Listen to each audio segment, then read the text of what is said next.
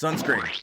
Bring lots of it, wear lots of it. Whether it's your first time down in Peoria for Mariners spring training or your 500th time down in spring training with the Mariners, this is going to be a guide for you. We're going to be talking all about the best places to eat, the best places to sit, the best places to go when you're not at a Mariners game, and even the best way to get autographs from some of the players you would love to see. This works really well as a beginner's guide if it's your first time going down there, and we're going to have everything time-stamped in the description down below so you can skip ahead to the part that you want to see first. First and foremost, the Peoria Sports Complex is located in Peoria, and there are lots of great places to eat while you're down there. We're going to be talking about the best places to eat in Peoria. I'm sure there are other great places to eat around the valley, but if you're just kind of stuck in Peoria without a car, these are the best places to eat in my opinion. Number one is Leo's Island Barbecue. I love going over to Leo's to get a quick bite. I think they are a great place to get some Hawaiian barbecue, and honestly, if you just want to get it and then take it back to your hotel, this is probably one of the best places to go. It's less than a mile from the Peoria Sports Complex itself, so if you're staying in town, a great place to start. Just across from the Peoria Sports Complex sits 3 really good restaurants, and that includes Buca de Beppo, Firebirds Bar and Grill, and Abuelos. Firebirds is a great place to grab a burger or a pizza. They have great beer and great drink options, and again, it's right across from the stadium, just a short walk away. Abuelos is my favorite Mexican restaurant down in Peoria. Of course, there are some really good ones in that area, but if you want a sit down place to go sit and relax, have a great margarita, and also have yourself some enchiladas, maybe a burrito or something like that, Abuelos is my favorite place to go. It is pretty busy, so just keep that in mind. And then Buca de Beppo, we actually have one up in Seattle. If you've never been, it is an Italian restaurant where you get a ton of pasta. That's all you need to know. You get a ton of pasta. One of the other great Mexican options is the Barrio Queen. Again, a short distance away from the Peoria Sports Complex. They have a bunch of different kinds of food. I've only been there one time, but I really did enjoy it. Again, a short drive from the Peoria Sports Complex, and honestly, just give it a shot while you're there. And then there's the normal In-N-Out, Chick-fil-A. There's also Raising Cane's, which is something we don't have up in Washington, and I really enjoy Raising Cane's. And then you can see something like Red Robin. But overall, there's just a ton of different places to eat. If you're looking for coffee, there's a Starbucks down there. There's also the Coffee Bean and Tea Leaf restaurant, which is a nice little small kind of cafe-like place. I do like their coffees quite a bit as well. On days you're not catching games, I don't want to put too much of this in here because, of course, you're down there to see baseball and spring training. The zoo down in Arizona is pretty fun. We had to do that during the COVID year when everything got shut down. We're like, okay, well, we're here for a few more days. What do? We did go to the zoo. You could also try out Top Golf. It's a pretty popular location for a lot of the players down in Peoria, as well as just other teams in general. Castles and Coasters is also another good one, but you're there to see baseball. So if you don't want to check out those areas, I don't blame you. Places to shop around the Peoria area. There's actually the Arrowhead Mall down there, which has a couple different areas you could check out, clothing stores, so on and so forth. There's also some good restaurants in there. It's about probably a 5-minute drive from the Peoria Sports Complex. There is also a Costco down there, which I highly recommend going there right when you first get to Peoria. If you already checked into your hotel, I would recommend going and grabbing some water or something like that, just so you're prepared. So I would recommend heading over to Costco, grab some snacks, grab some water, and just kind of stockpile it for your week in Peoria. There's also a Target down there if you need some quick little items as well. So there are plenty of places you can go in and shop, and if you need something, you're probably going to find it just fine. The closest hotel to stay in near the Peoria Sports Complex is the La Quinta. Of course, you probably either already booked that or you didn't get a chance because those book up like a year in advance. Otherwise, I've stayed in Best Westerns and the Extended Stay America down there. All of them are pretty good. I mean, ideally, you're not going to be in the hotel that long, so just kind of pick somewhere to sleep and make sure there's no like blood stains or something like that.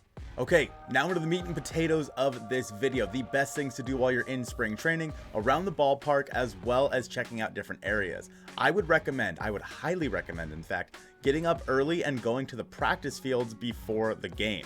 Even on days the Mariners aren't playing, and even on days they're traveling, you can still see a lot of players out at the practice fields. You can see on the map here a layout of the Peoria Sports Complex. This is from PeoriaSportsComplex.com. And we're mainly going to be focusing on the left side of this picture because that is where the Mariners practice. This is the main Peoria Sports Complex right here. However, right here is all of the practice fields for the Mariners. When coming into the Mariners practice fields, you're going to park in this west parking lot over here.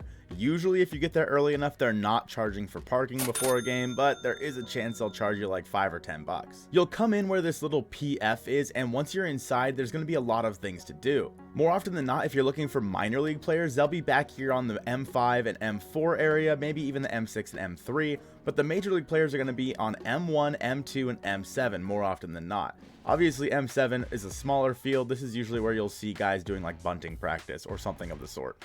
As you head in from the parking lot, there is a concession stand and restrooms right here. However, a lot of times the concession stand isn't open, but if it is, you might be able to snag some drinks or something like that. We have the Mariners clubhouse right here, and then right along this path, this area right here is where you can see pitchers and catchers having some bullpen sessions. You'll be able to see a lot of batting practice and live game scrimmages in this area, but I would highly recommend that you make your way, when you get a chance, down to one of these backfields and check out some of the minor league players. Of course, we now have Felton and Celestine, as well as a lot of other young guys that'll see a lot of time on these fields, and it's a good chance to head down there and hang out with them. First, let's talk about autograph seekers. If you're trying to get autographs from the Mariners, the best thing to do is get out to these backfields early and wait along kind of this area here.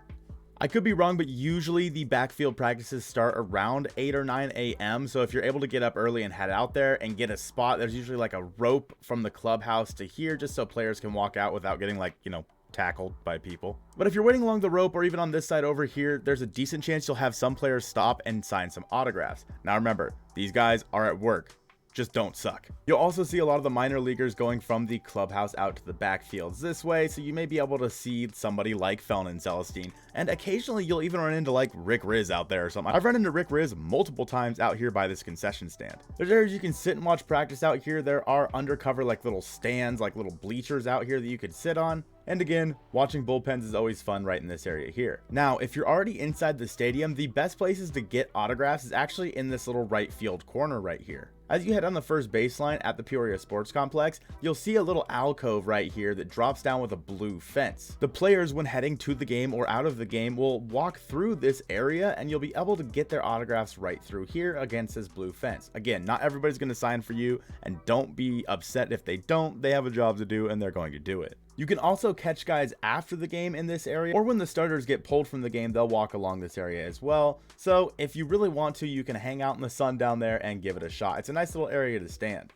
If you're traveling with a little one, there is a little play area out here just past the left field foul pole. There's also places to get some good beers, some good drinks up in the lawn up here. If you're sitting in the lawn, make sure you bring something comfortable to sit on. And again, sunscreen. Peoria is not the most sun-drenched field, but it does get pretty hot there, and if the sun's directly overhead, there's a good chance you're going to get burnt. If you've ever been to a Tacoma Rainiers game, it feels a lot like a Rainiers game does in terms of walking along the concourse and in the areas that you can get beer and maybe little play areas as well. Continuing with the spring training hype here, our partner Foco has cooked up something very special for spring training themed bobbleheads. Make sure to follow Foco on Twitter to stay up to date with what they've got cooking up over there. Let me tell you, this design for this Mariners themed spring training bobblehead is sick. You're not going to want to miss it. The baubles themselves are out of 144, so they are a limited run. The launch for this product is this coming Wednesday the 15th at 11 a.m. Eastern Standard Time. That is 8 a.m. Pacific for the majority of us Mojovians here. Make sure to stay up to date with that. Now, of course, while you're down in spring training, there's a good chance that you don't only want to go to the Peoria Sports Complex.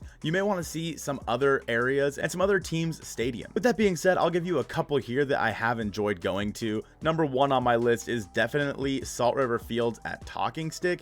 This is where the Rockies and the Diamondbacks train out of, and let me tell you, this is probably the nicest stadium in the entire valley.